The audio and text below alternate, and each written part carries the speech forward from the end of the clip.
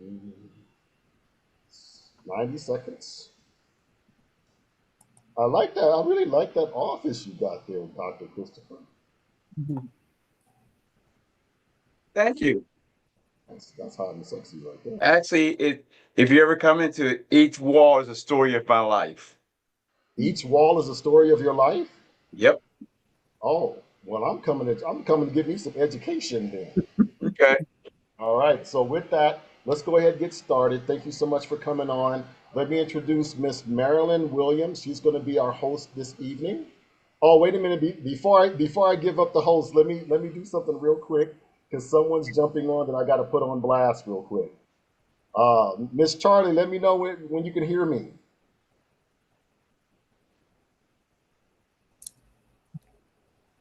Can you hear me, Miss Charlie? Yes, I can hear you. Okay, so before I hand over the mic, let me let y'all know who Miss Charlie is. Miss Charlie is my 100th subscriber on my YouTube channel. Hey. So thank you so much. I had to get her on here just so I could say that live. So with that, I'm gonna decrease Marilyn. Miss Marilyn, you got the mic. I'm done. All right. I just love Tony. Don't you guys wish you could take his energy and bottle it and sell it and make $1 million? He just has so much energy. But I thank him for this privilege of that he's given me to host tonight. And the main thing that I am to do is to introduce our speaker for tonight, our presenter for tonight. And you guys are in for a treat because our presenter for tonight, she's another one with lots of energy and she has lots of knowledge. She knows so much about the financial industry. She's been in the business for, I think, probably about 20 years. I've known her probably for about, I'll say over 30 years. So I could tell y'all some secrets about her, but I'm not going to do that tonight because what we're here for tonight is to learn about financial concepts, which she is well versed in. Linda Kinion is a person who you will just grow to love because Linda is kind hearted. She wants the best for everyone. And she's going to present things to you tonight that's going to help you. So if you will listen to her and pay attention, you will gain a lot and you will learn a lot. So without further ado, I just like to present to you guys Miss Linda Kenyon. Thank you so much, Marilyn, for that wonderful introduction and all of those flattering things that you said. We are gonna carry on without Tony being here the whole night. I'm just feeling honored to be in this position. The workshops he's been doing has been wonderful. Thank you all for continuing to follow. I know you're getting good information, and tonight should be no different. So, so Tony, thank you for letting me be in the lineup. Um, First things first, and this is something I think Tony always does. When you come to an event like this, a lot of times you're going to have a question or two that you're seeking an answer to. And so we definitely don't want you to come in and not get an answer to that question or those questions. So if you do have questions, go ahead and jot them down right now. And then once we've gone through the information, if you haven't gotten an answer to that question before it's all over, then we definitely will address it at the end, if that's okay with you all. And so tonight we are going to be talking about money. This is something that I do enjoy sharing with people because I have a lot of concerns. There's a lot of things going on in the world, and I have some concerns that people's money is just not going to be where it needs to be. And I definitely do not want that to happen on my watch. And I do believe in being intentional about getting information. So, with you all being on this call tonight, I already know something about you, not really knowing you personally. And that is that you prioritize something that I think isn't a priority. So that speaks volumes that you took out your time and you were intentional to show up here tonight. And I want to go ahead and get started. Let me, the technology part is always a concern, so I can see everybody. And admit her. Okay. And so what I want to do first of all, let me bring up a document first that I want to go ahead and start with that. And then we'll get into the presentation. Let's see. I need to share my screen.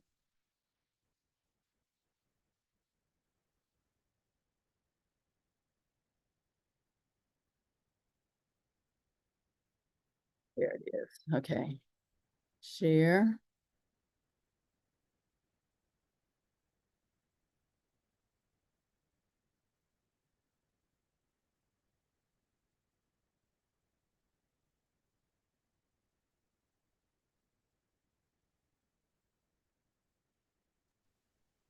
Hope I can share my screen. Okay, let's see. Try it again.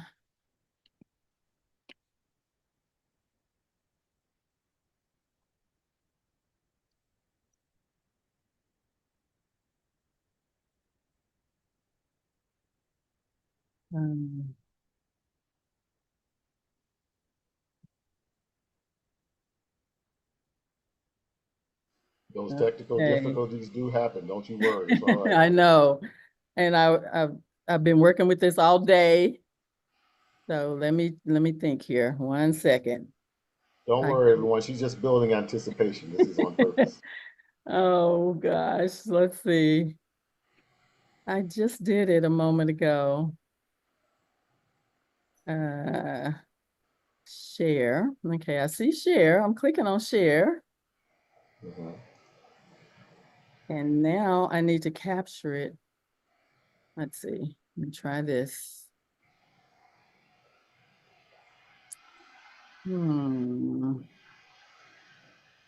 Yes, ma'am, Miss Morris. Understood.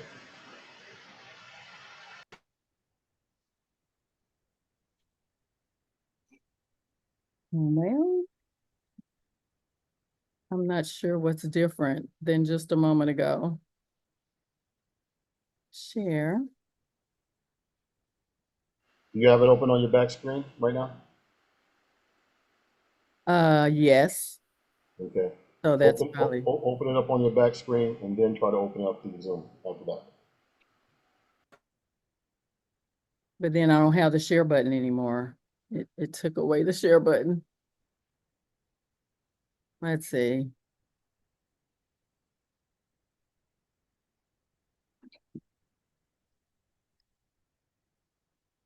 That's the video. Let's see. Okay, well, while you're working on that, work on that for a couple of minutes. I'm going, before I go downstairs, let me tell y'all what I'm doing down here in Denver, Colorado, because I'm really excited about it.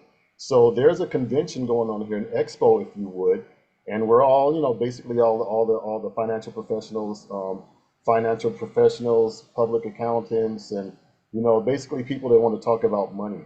And standing around a room full of people who are really out here doing it big in this industry is a big deal. But what I'm really excited about is the publisher is here.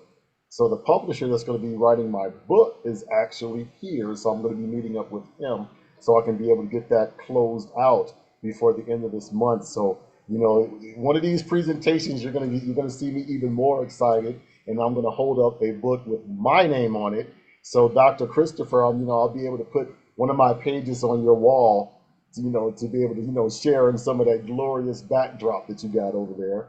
And I can already see a few things that I'd want to, take off that wall. So if it's missing, it wasn't me. That's all I want to say. It wasn't me when it comes up missing. So right now, as Linda's having a couple of challenges getting this presentation done, the good You thing can't about take my Guinness World Record though. What is the Guinness World Record about? One of my mentees and we broke the world record for how many baseballs we can throw in a minute.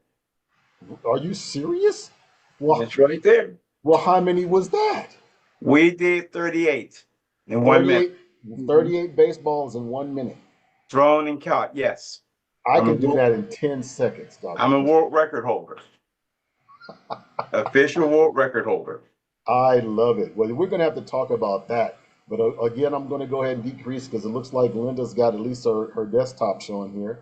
I hope And y'all can see that. Can y'all see that? I can see the calculator right now. Yes, ma'am. Okay. All right. Sorry about that, y'all. It worked just a moment ago. I wanted to go ahead and start here because, like I said, I do have some concerns, and my concern is that people today, it was assumed to be the case in times past, but in this day and time, I'm really concerned that people are not going to be able to retire. And so that's something that I want people to be able to do if that's what they want to do.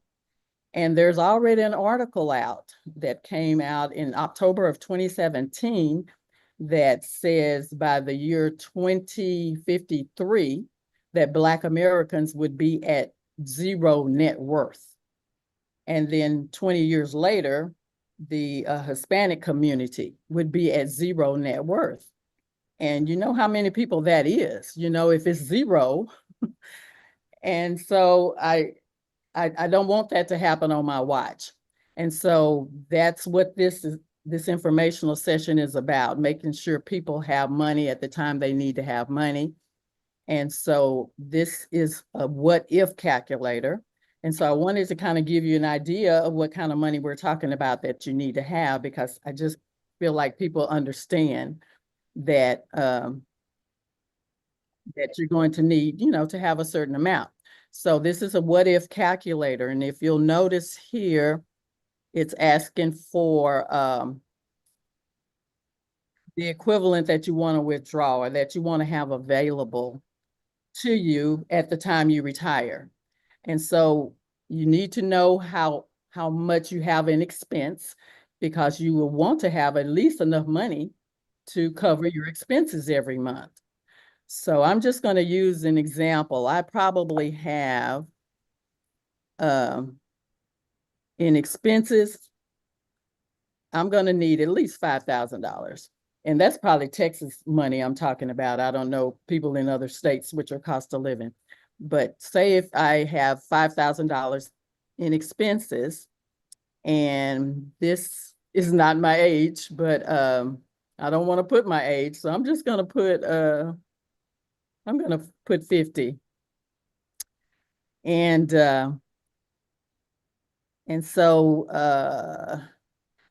let's see. So I plan to retire then at 65. So that gives me 15 years to continue to work. So I'll leave that the same. And then here is where we would put the trend in your family of how long people tend to live, to what age. And so 85, I think, is okay for me and my family. So if I retire at 65 and I live to 85, then that will give me the amount of years in retirement that I'll need to have money. And so I don't even want to put the inflation. We all know that we have inflation. I don't even want to put that yet, but I want to calculate just to see if I have everything, how much money without the inflation that I need right now to have available by the time I'm 65 and retiring. So can y'all see that number? Mm-hmm. That $1,260,000 to cover my $5,000 worth of bills each month. But as you know, we do have inflation. Inflation is now running about, on average, 3.2. Okay, so I'm going to recalculate. So if you notice with the inflation, now I need to have $2,819,000. Okay.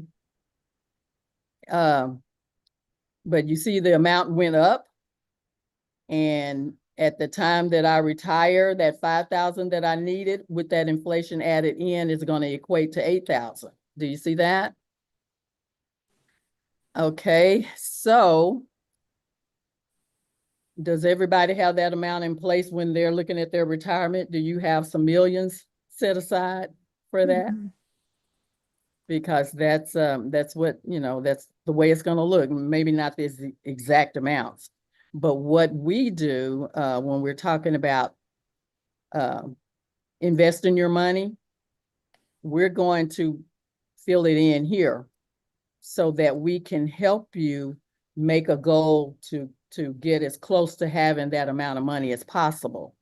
So if we were to put your money somewhere where it's going to earn 10% interest, then how does that affect that amount that you need to have? Okay, it took it down a little bit. So that's 10%, but you can get, there are different ways to get different percentages. And so what we're doing is trying to get you as much as we can under the circumstances based on whatever your goals are that we're trying to get you to, because anything that you can invest in, of course, that's taking that amount down to a lower number that doesn't look as bad as all of that money that it was showing initially.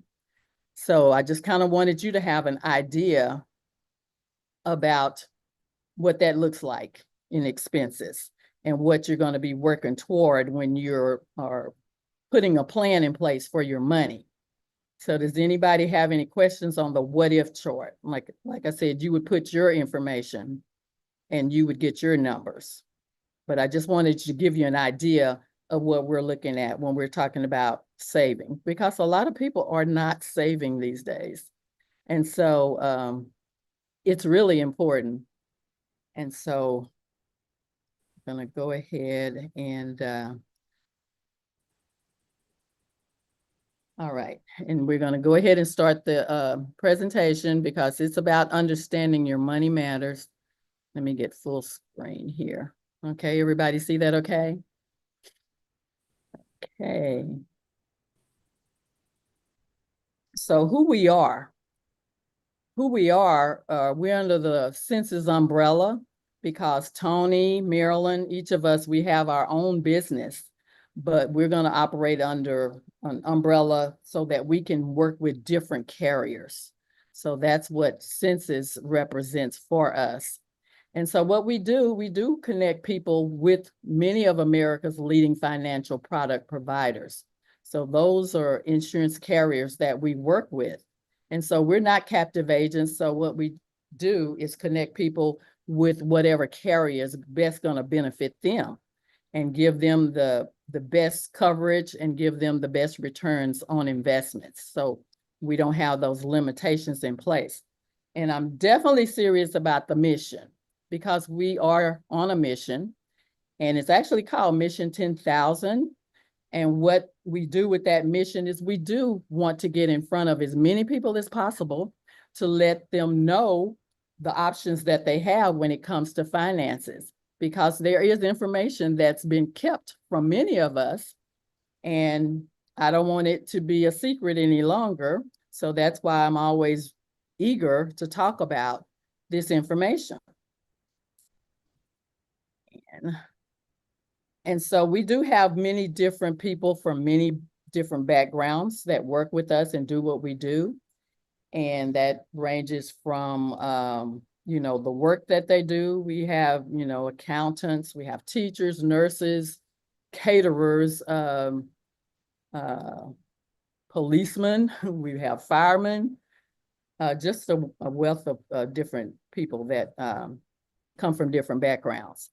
And then we like to have different age groups and different cultures. All of that is what we have working with census.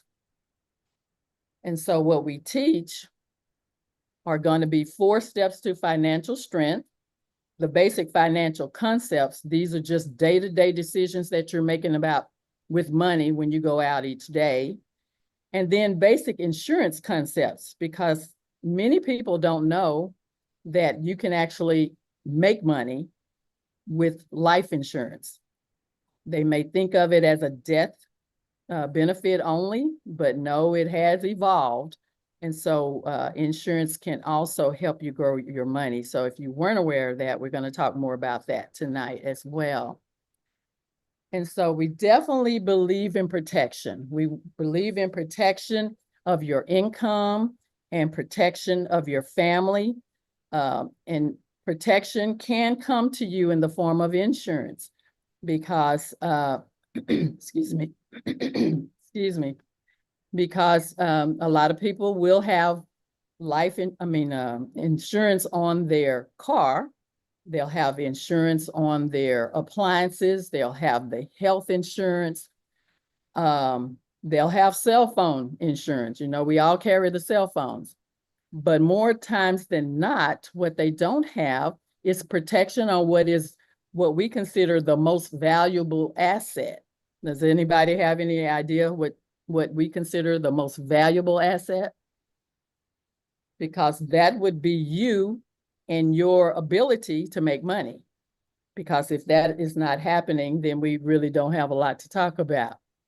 But we don't really think about the protection. So if you're working, and this is an X curve, it's just showing our lifespan, you know, between ages of 25 and 45, we're going through life and we have where our assets are increasing because you're probably getting out of high school, possibly going to college, possibly getting married, possibly having kids, a home, car, all of that is going on. And so those are going to be your working years where you're putting money in place.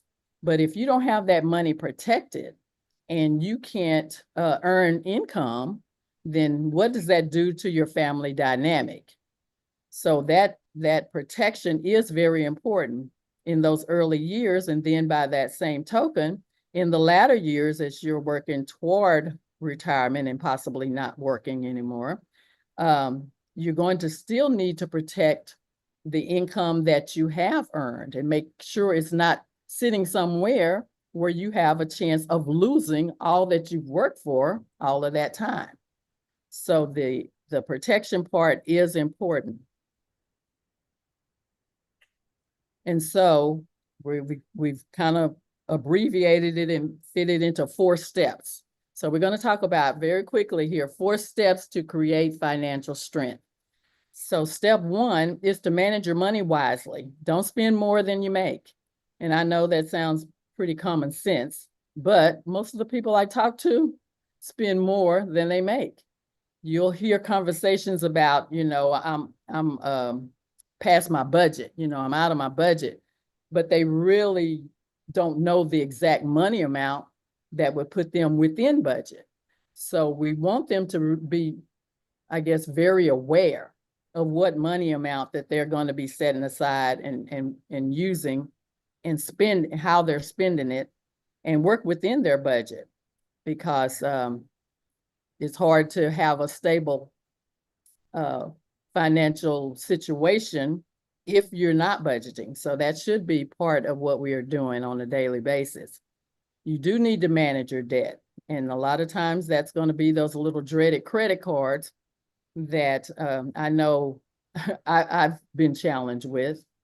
And you're going to want to understand how that works, in that you end up paying so much more money than anything you bought on sale with that credit card. You want to create an emergency fund. I had never heard of an emergency fund before I got in this line of business, but an emergency fund is where you cover 3 to 6 months of your expenses, that you have enough money sitting somewhere that you can easily get to it, and it would cover for 3 to 6 months. Because if you don't have any money sitting in place, when this pandemic happened recently, then you're basically going to be in a soup line on day 1 if you were affected and you don't have any money to go and pull from.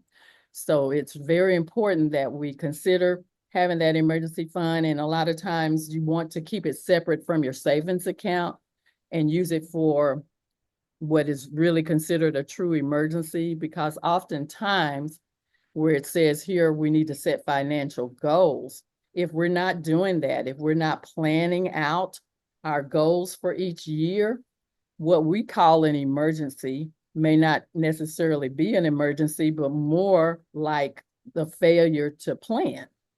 So if you're driving your car around and you know within a certain amount of miles, those tires are wearing down and you've gotten to that point, then you want to go ahead and start planning and putting aside a little bit of extra money for that.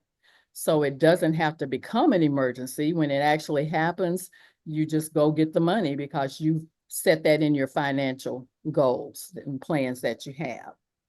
And then step 2, we did talk about the protecting of your income and your family. And that was pretty much more in the way of having a life insurance policy, which is protection.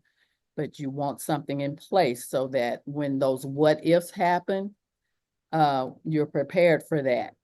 And when another form of protection that has come about, it hasn't always been here, is what's called living benefits. And that means exactly what it says. These are benefits that you can access. This is money you can access even though you're still alive. This money would normally go in a life insurance policy to your beneficiary, but these benefits have been a wonderful creation that has evolved with the life insurance product. And so what it does is it allows you, if you are ever diagnosed with a chronic illness, a critical illness, or a terminal illness, that you would be able to have some money that you can access that you didn't save up and that you didn't have to have the policy for so many years to get access to. But it's just a way that you can have this money without having to go into your pocket to, pay towards your treatment. So chronic illness, you can access this money if you are unable to perform at least 2 activities of daily living, because there are 6 activities. They include bathing yourself, continence, dressing yourself, eating, toileting, and transporting yourself. So if you can't do at least 2 of those for 90 days, you can actually put in a claim and get a percentage of the face value of your policy accelerated to you while you're still alive. And that to me is a big deal because our health now is being challenged with GMO foods and all of these toxins and things going on. And people are, suffering at younger and younger ages. So at least this will help, provide some extra money so you won't have to spend your money when something like that happens. And oftentimes people tend to file bankruptcy due to an illness, and they really, just use all of their money paying back these medical expenses. So with these living benefits, that will help alleviate you having to get to that point to where you're having to file bankruptcy. This chronic illness category covers Alzheimer's, which is what my mom had. Had we had a policy like this, we paid buku money for people to come in and care for her. We had CNAs that came in, and it did cost quite a bit of money. But had we had these living benefits in place, that would have helped tremendously. And then if you have a certain qualifying event that falls under critical illness, so that would include events like heart attack, stroke, invasive cancer, ALS, blindness, end-stage renal failure, paralysis, arterial aneurysms, central nervous system tumors, AIDS, and major burns and loss of limbs. So if you have that happen, this is another time that you can have that money available to you. We had one school teacher, she was 38. I mean, she is 38, or she was at that time, that she had made an appointment to get a policy that would have these living benefits, but life happens and something came up. She went into her doctor for one condition and came out with a diagnosis of breast cancer. And so she wanted the living benefits, but it just, it happened before she had a chance to get this in place. So that's one thing that I tell people to do. Make sure, when you're going to get this coverage and protection in place, get it in place sooner rather than later, because you just never know when these unforeseen things are going to happen. And so she's, doing well, but she did not get that opportunity to get this type of protection in place. So a lot of people, excuse me, a lot of people think that insurance, comes later, like when you're 50. They want to think about getting that in place. But like I said, she was only 38 and didn't expect it. And so I think sooner is just better than later when you're looking at things like this. And then step 3, accumulate assets. We do want people to really look at the effect of inflation and the effect of taxes and the effect of risk, because these are things that eat up our money. And oftentimes if you have, funds set aside, or your employer has, a 401k or some type of pension plan for you, you can look at that amount of money and say, okay, I have $500,000 that I can take into retirement. But one thing you aren't considering are these factors that are going to eat away at your money. So even though you see that 500,000, that's not going to be what you're going to actually end up getting to spend, because taxes will take up like 40% of that. So you have this 401k plan you're looking at, but it might end up being more of a 201k plan by the time inflation and taxes and risk have chiseled that money down. So that's why we tell you to be setting aside money now, because of things like that that eat away at it. But there is some good news, because we have compound interest. Compound interest is an amazing thing. It's better than simple interest. Simple interest is tied to like a savings account, even if it's a high yield savings account, which is, going to be the preference there. But compound interest really is where you want to sit your money. So we'll talk more about that as well. And then step 4 is to preserve your legacy. Because like I said early on, you don't want to work all of these years and build up your money, and then it doesn't get into the hands of the people who you want to have it.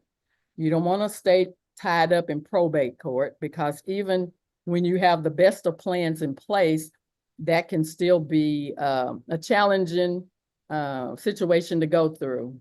And I can speak from experience there, because my two adult girls, they're having to probate 3 different properties right now. And the executors aren't really doing their job and just really dragging it out. And so you want to make sure you take care of as much as you can while you're alive. So that would include the things like having a trust, having a will, having a living will, whether or not you want to be resuscitated, having power of attorney paperwork in place so you can get information, whoever's you're acting as power of attorney. So all of those kind of things you do want to get taken care of. Now, we don't handle this particular part, but we want to make sure that you know that this does need to get done.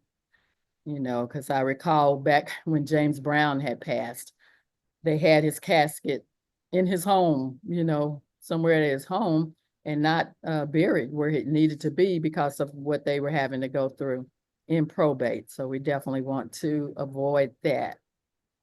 So we do believe that the one big difference between the truly wealthy and ordinary Americans is that the wealthy understand these money matters. They understand these concepts and how they work, and they're using them every day. So yeah, they understand how inflation works, how compound interest works, and the rule of 72 we'll talk about in a second, and how taxes work, and how the risk, stock market risk, all of that can just crumble away your money when you had a good plan in place. So we want to really understand these different things that you consider when you're making decisions about your money. So inflation, I know we all know about inflation just by walking into the grocery stores. So it's an increase in the price you pay for goods and services. In other words, it is a decline in your purchasing power. So at today's prices, say if you went into the grocery store and you had $100 to spend, you might come out with maybe 4 or 5 bags of groceries. And 30 years ago, that same amount of groceries cost you only $46. And 30 years from now, it's expected to cost you $257 for that same amount of groceries. So it is indeed a myth when people talk about, well, once I retire, I can live off of less money. That simply is not true because of inflation. So if you're saving up for something, and by the time you get the amount of money that you thought it took to purchase something, because of inflation, that amount would have increased as well. So you still wouldn't have enough money. You'd have to save more. And so, so we have to consider and look at inflation. So there's interest and there's compound interest. So interest is usually the price that is paid to use money. But that compound interest, what I told you about earlier, is when one earns interest on the interest, in addition to interest on the original amount. So you're getting more money in a shorter period of time when you're earning that compound interest. So that's always going to be something you're seeking out when you're looking at places to put your money. And so, when we talk about this next item, this concept, the rule of 72, it was Einstein that said, those who understand the rule of 72, they're going to make more money. If you don't understand the rule of 72, you're going to make less money. So it sounds like it would be to our advantage to understand, well, what's this rule of 72 all about? And what it is about is that it tells you the approximate number of years that it's going to take for your money to double. Your money doubling is a good thing. So dividing 72 by the annual rate of return on your investment will tell you how many years that it's going to take for your money to double. So let's look at this investment. 4% is what you can earn on this $10,000. And this is someone that's age 34. And using the rule of 72, that means it's going to take 18 years for this money to double from the 10,000 to the 20,000. Now, I don't know what age you are, but 18 years is like the full life of a teenager. And so that's a long time just to wait for your money to double. So if you look at a 6% return in the same situation, now it's only going to take you 12 years for your money to double, not the 18. But if you're looking at supplementing your retirement, you know, early retirement, you only have $40,000 there. If you retire later, you only have $80,000 there. And statistics show that when people retire, they tend to live at least 15 years from the time they retire. So $80,000 lasting you 15 years, I don't think you're going to make it on just that. Looking at the 8% return on investment, now it's only going to take 9 years for your money to double. So that's better. So that's what you're going to be looking at. So at least down here you have 6-figure income, but that's what you're looking for to get this highest rate of return on your money so that you can make more money than just having it sitting in a savings account where you're only making that fractional interest that you can hardly see. You can actually make some grown folks money with this compound interest. And so another thing that we talked about eating away at your money is the taxes. You earn your money, you earn your paycheck. They're going to tax that. You're going to be filing income tax. You spend your money at the cash register. They're taking that sales tax from you. You invest your money. There's capital gains tax that you're taxed on that investment. And then when you die, they tax that too. If you had a certain level of income, they're going to tax you on that. You can't even die to get away from having to pay all of these taxes. So it's so ridiculous, but we have to think about that, you know? And so the timing of the taxes then begins to matter. That's an important thing you want to consider. You have your tax now category. That's your, you know, your paycheck, however and then you're earning your money in ordinary income. And then you have tax later. That's earnings that you accumulate tax deferred. So you're not having to pay taxes right away, but at the time you withdraw the money, then you do pay the taxes on the money at that time. So that would be accounts like your 401k plan, your pension plan, your IRA, your 403b, your teacher retirement system. So those are things where you don't have to pay the taxes right away, but you will have to pay them. And usually about that time is when you retire. So you're having to shell out all of this money at a time when you're kind of on a more fixed income. Then there's a third category. This is the one I really like, and it's called tax advantage. And this is where your money is still going to accumulate tax deferred, but when you go to access the cash, you're going to pay 0 taxes on it. So this is a legitimate tax loophole where the earnings that you make on the money is not considered income, and you can legitimately not have to pay any taxes on this money that you are taking. And that comes in the form of a cash value life insurance policy, also known as a indexed universal life. So it's abbreviated IUL. You may have heard more about it when people are talking about becoming their own bank, which you can definitely do, or infinity banking. All of this you can definitely do, but many tend to not know about it. And you have like your lower and middle classes carrying the weight of the tax obligation because the wealthy are not paying this. They have these millions and billions and they're not paying any taxes on that money.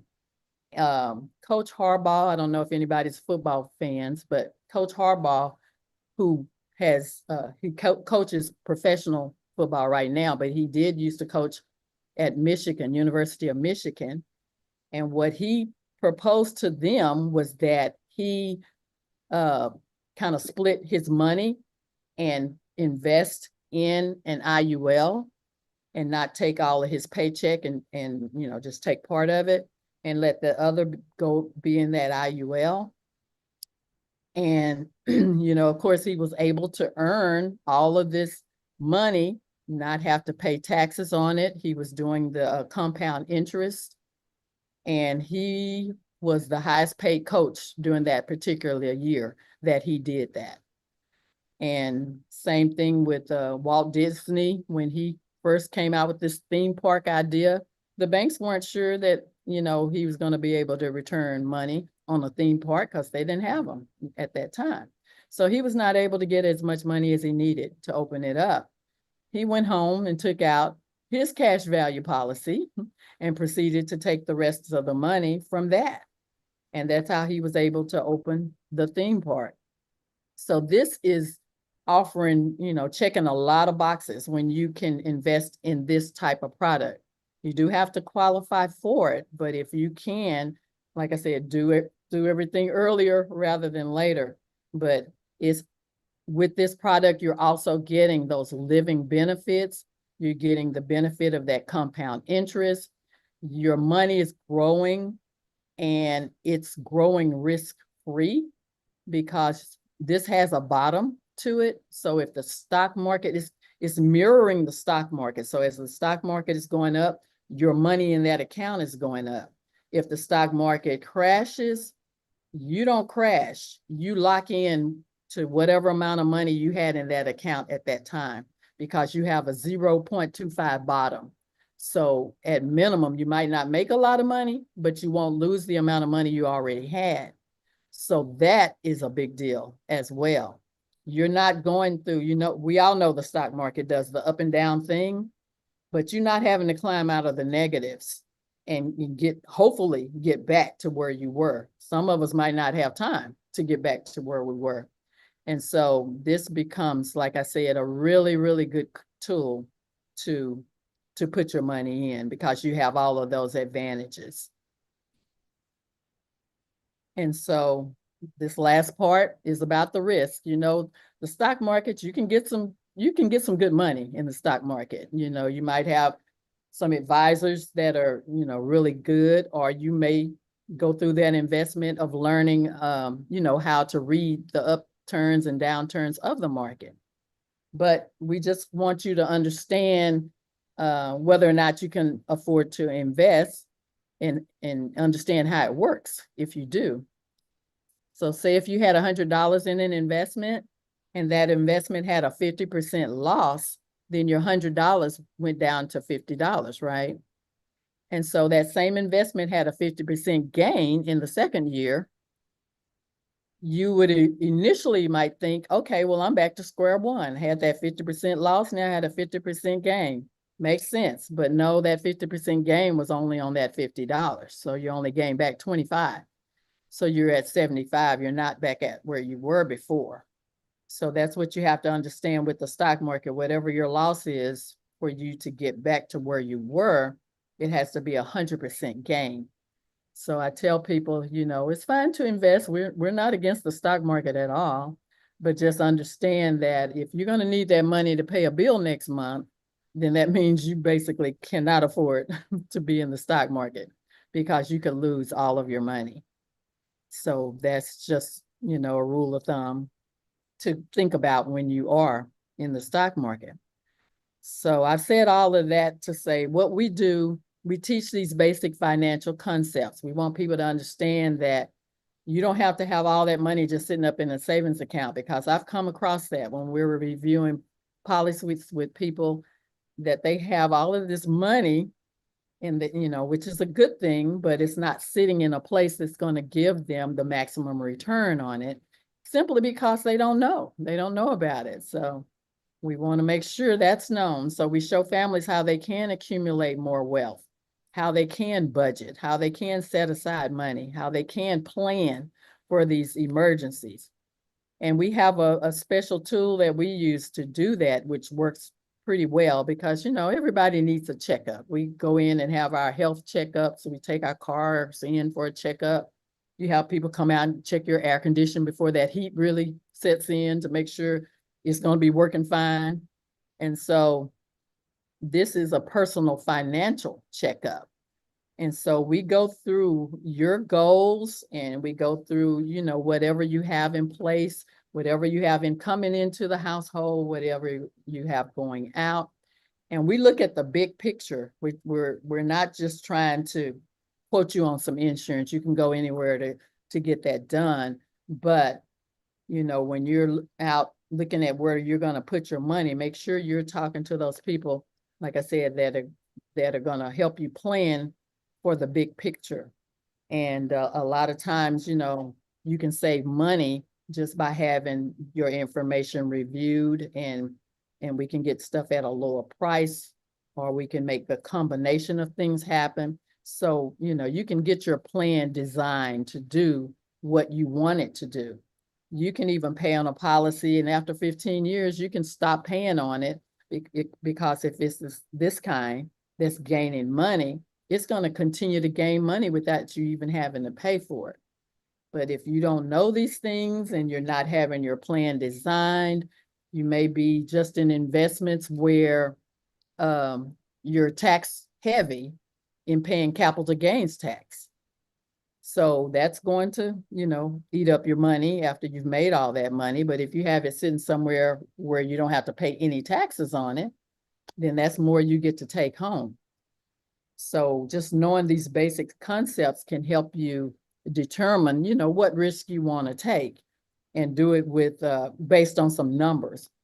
So I've actually had people that have retired and they were looking at an age, 65. Okay, I can get Social Security or whatever other resources that they had. But I'm here to say that, don't look at the number. The age. You look at the number of money that you're going to have, and if that's an amount that you can work with as you go into retirement.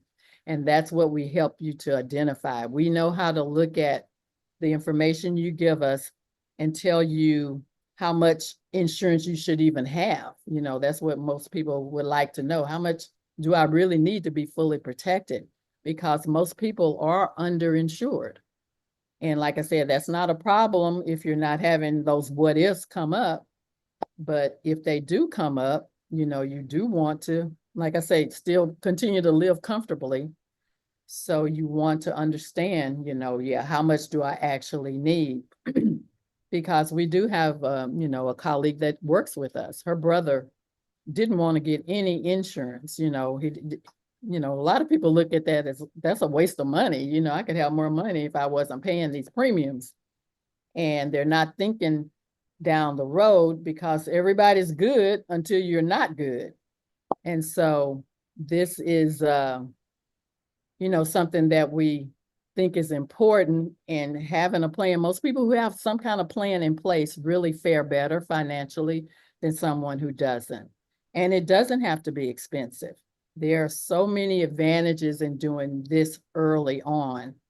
And really you can set up your children. We have the $1 million baby product, where you can set up your children where they will accrue enough money to be a millionaire just off of the passive income that they can get through these type of products.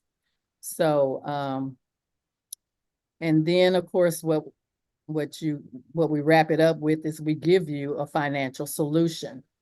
This is your goal, because we want you thinking about those things that maybe not will happen, they'll happen later, but you have to start thinking about it now, so you have the time to be growing your money now. And that's kind of what I've seen with, the millennials and whoever came after that. I don't all those categories, but they're just not setting aside the money.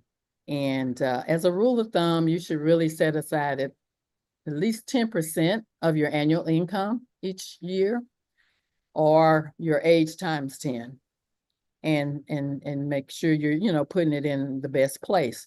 Explore different options, because and be open-minded. Everybody has a relationship with money that's come from whatever your experience has been in the past.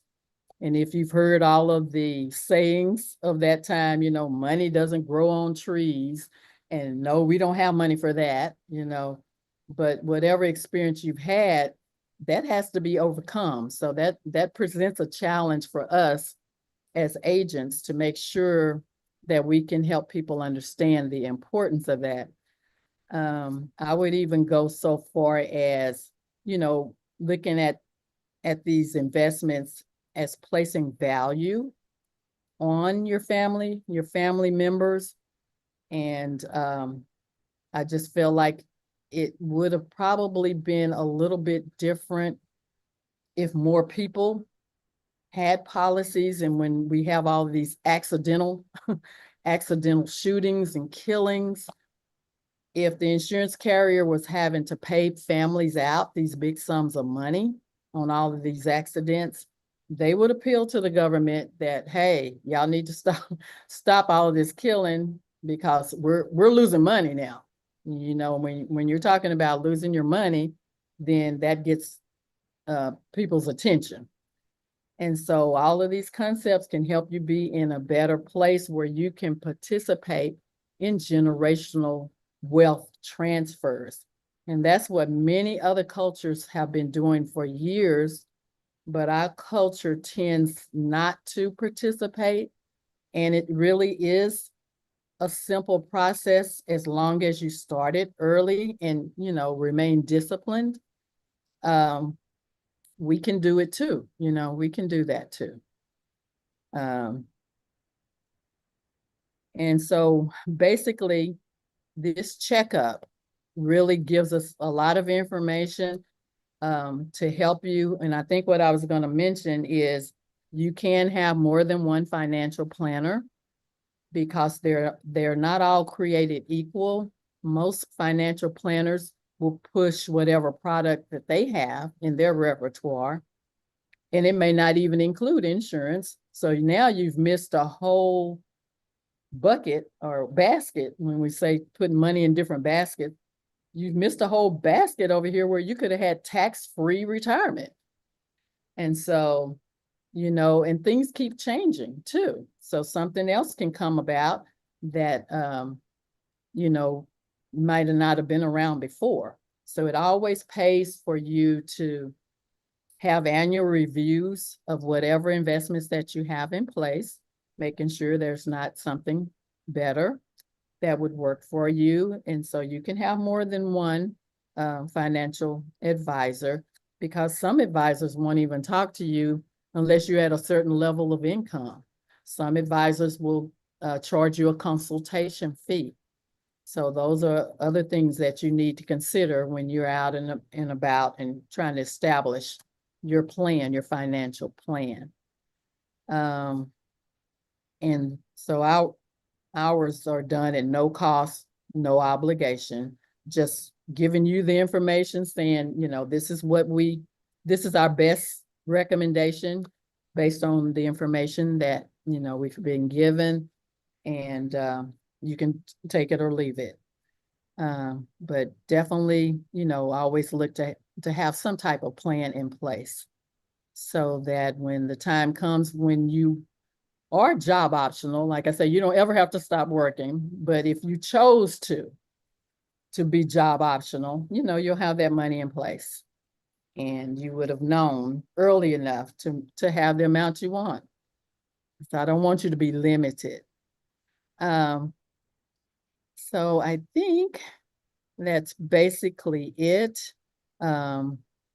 It's just a good idea to always evaluate your situation first, so you know what you're working with, and then just put the best plan in place.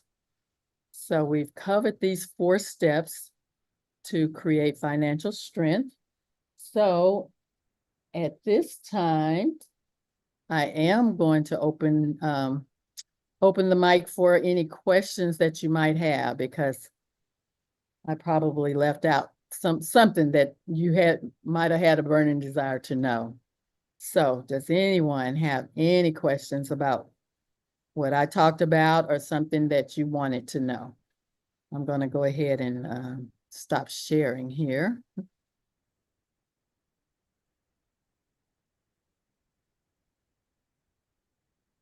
Okay, any questions at all? Is that Pastor Josie on here? I'm so happy to see you. Yes, it is. How are you? I'm doing well, thank you. Great for joining in. Yes, that was wonderful. I thoroughly enjoyed it. Oh, well, good. I see Tammy Moore. I know you've been on before, Tammy. So what are your questions?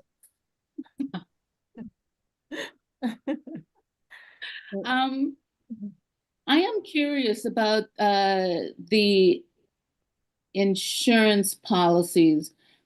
Say you come across someone who does have a little money set aside, but they're later on in their years, and they have they sign up for a policy. Are they able to pay the policy up front, or does it have to be a monthly payment? Does it have to be a schedule? I know there's a limit to what you can put into certain accounts. So how would that work, for example, for an IUL? For an IUL, they can make annual payments. Well, there's a minimum target and a maximum. As long as you're not exceeding that maximum, then you can, pay it up. Well, usually people will pay it annually, but yeah, that's one way. But you don't want to go above that maximum, because then it becomes taxable, and that defeats the whole purpose of you having it.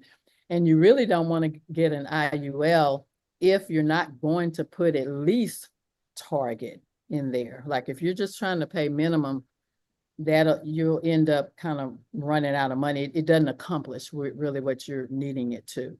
So the IULs are best used when you can afford to pay between target and maximum, or maximum.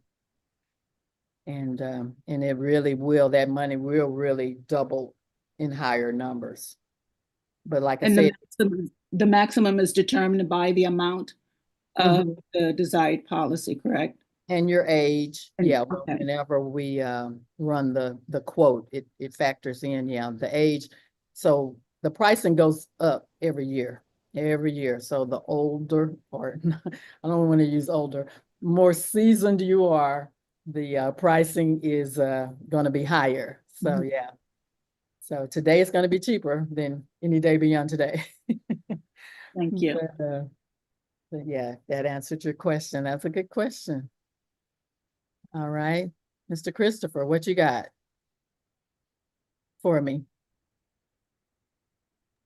Well, good evening, everybody. As said, my name is Dr. Christopher Span, and I love these presentations. And I guess, you know, I'm on the mature side of life. And so, as Mr. Tony knows, early in my life, I was an insurance agent, so I understand some aspects about it.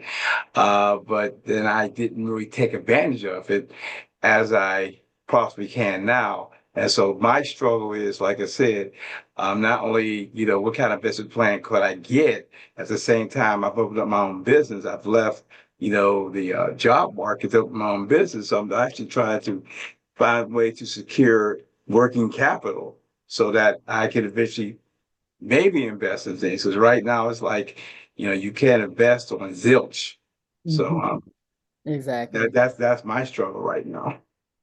When we're having these meetings with different people, that's something that we just kind of brainstorm, because I mean, you can't, basically you need more, more money. If you don't have money to invest, then maybe we can explore different things that you're gifted with that you can make money doing.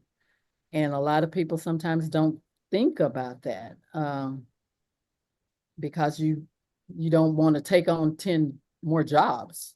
You need passive income. So as much as we could think about doing passive income, or whatever is going to bring you more money to work with,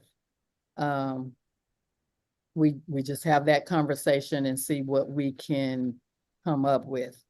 Another way you can do some things is, oftentimes we have family that don't even have, insurance policies, and families are always passing the hat or doing the GoFundMe.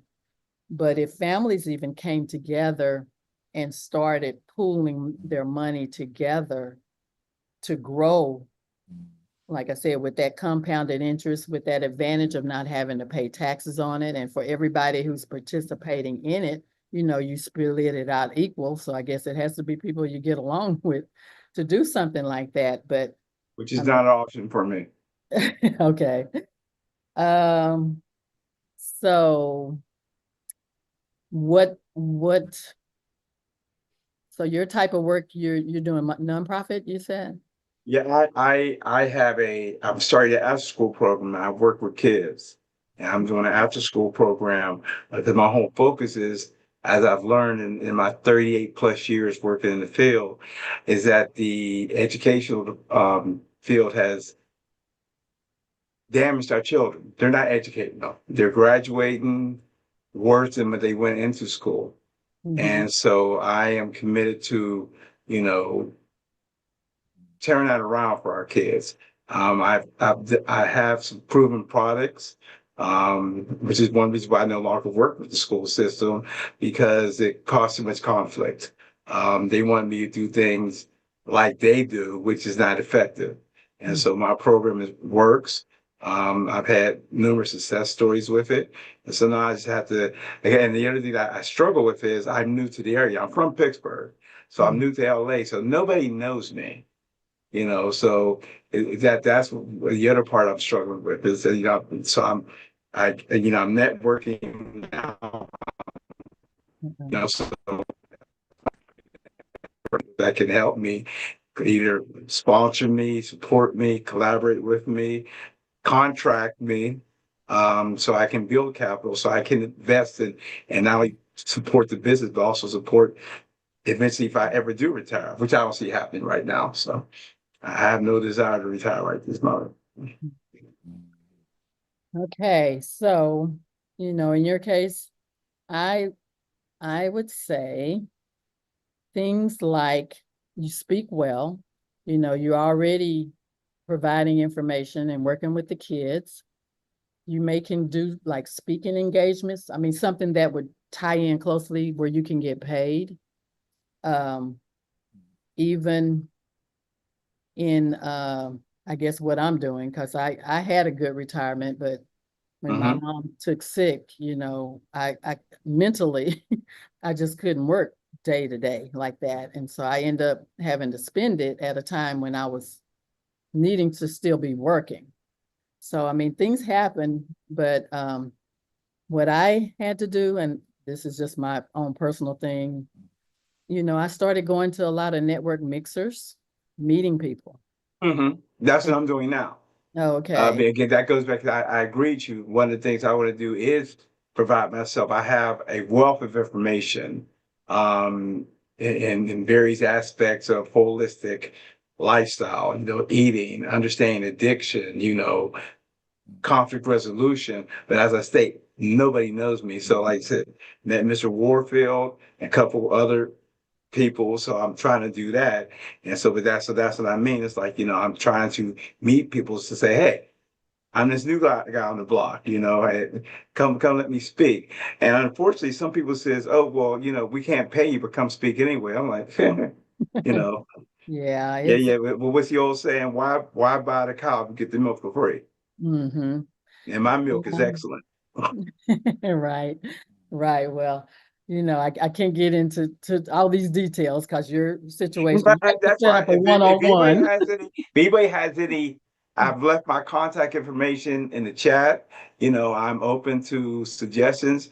Um, I've learned that a person who doesn't listen, not open to suggestions, as my mom said, they should have died yesterday. And so I'm a person who's alive. So if somebody wants to talk to me, or even if you're interested in what I have to present, give me a call. But you know, you know, so here I am. Right, right. Yeah, well, You like I reminds me said, of Les Brown. oh, really? Oh yeah, so that's great potential there for sure. Mm-hmm. Yeah, we're just the coming together, getting the word out, you know, tell everybody, Mhm. you know, about your plight and you'll, you know, start making those contacts because I have so many more great contacts now. Be Well, intentional, I pass, guess. pass my information on, please, ladies. Or call me up. Yeah, you said you put your information in chat. It's in the chat room, yes. Okay. All right. Well, you know, anybody who wants to take that information, he's made it available. But any other questions? I know I'm over. Didn't realize. Anybody else have any questions, comments about anything? Is everybody's relationships with money good? Mhm. Otherwise?